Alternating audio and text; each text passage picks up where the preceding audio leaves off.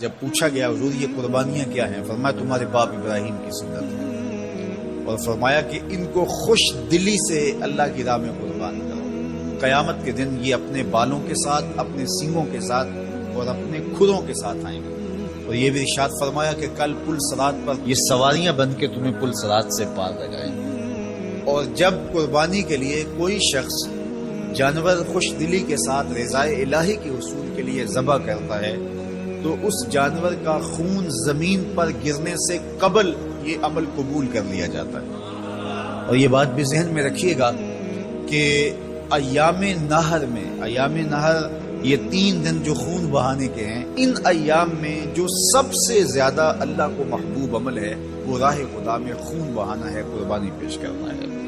تو قربانی کا کوئی اور متبادل نہیں ہو سکتا۔ سویر سے لے کر شام تک دونوں ہاتھوں سے ہم امیر بننے کی دوڑ میں لگے ہوئے ہیں، کوشش کر رہے ہیں دولت جمع ہو جائے، دونوں ہاتھوں سے اکٹھی کر رہے ہیں، امیر بن جائیں، دولت مند بن جائیں۔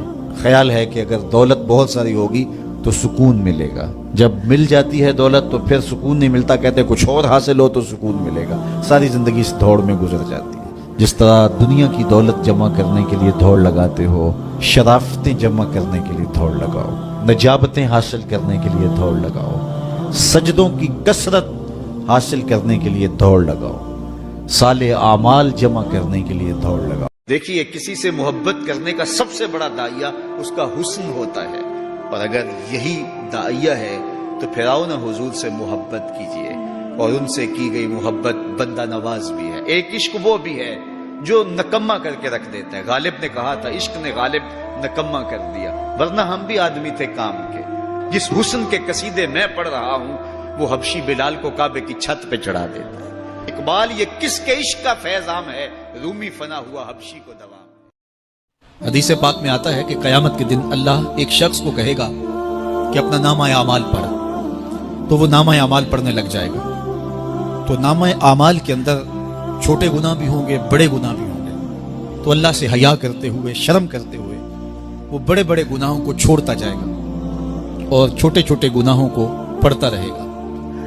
جب وہ سارے گناہ پڑھ چکے گا اور کتاب ختم ہوگی تو اللہ تعالیٰ اسے فرمائے گا، میرے بندے تو نے یہ جتنے گناہ پڑھے ہیں میں نے سب کو بدل کے نیکیوں میں تبدیل کر دیا۔ تو بندہ کہے گا، اللہ ابھی تو میرے بڑے بڑے گناہ رہتے ہیں جو میں نے پڑھے ہی نہیں۔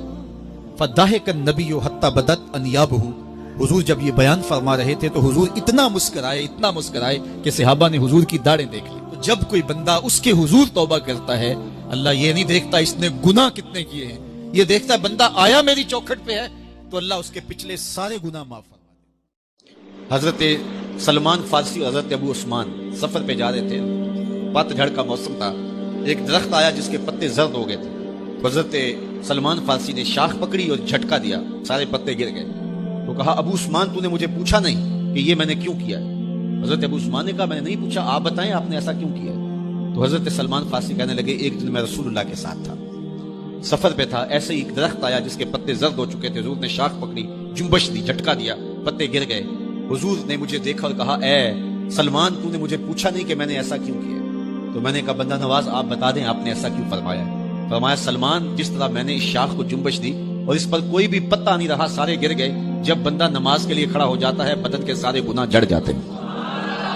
یہ جو دکھ آتے ہیں، یہ جو تکلیفیں آتی ہیں، اس پر صبر کرنا چاہیے اور اللہ کا شکر ادا کرنا چاہیے کہ ہم ان مصائب سے گزر رہے ہیں، ان مشکلوں سے گزر رہے ہیں۔ اور اگر کسی شخص کی زندگی میں دکھ ہے ہی نہیں، سکھ ہی سکھ ہیں، تو پھر وہ سمجھے کہ وہ فتنے میں مبتلا ہے۔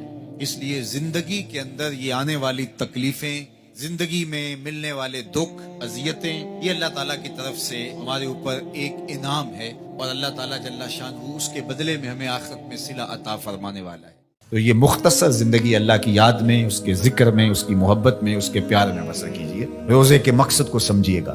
یہ نہیں ہے کہ رمضان المبارک گزر گیا تو اب ہم اپنی پرانی روٹین پہ آ جائیں گے، نہیں، بلکہ ہماری اب روٹین بہتر ہو جانی چاہیے، اور ہم نے 1 مہینہ مشق کر لی تو ہمارے لیے اب عمل کرنا آسان ہوگا۔ ہم نے 1 مہینہ تجربہ کیا، ہم حلال سے بھی رک سکتے ہیں اگر اللہ چاہے اور اللہ کی مرضی ہو تو ہم اللہ سے توفیق مانگے، مالک تیرے کرم سے ہم حلال سے بھی رک گئے، تو توفیق دینا ہم حرام سے بھی رک گئے۔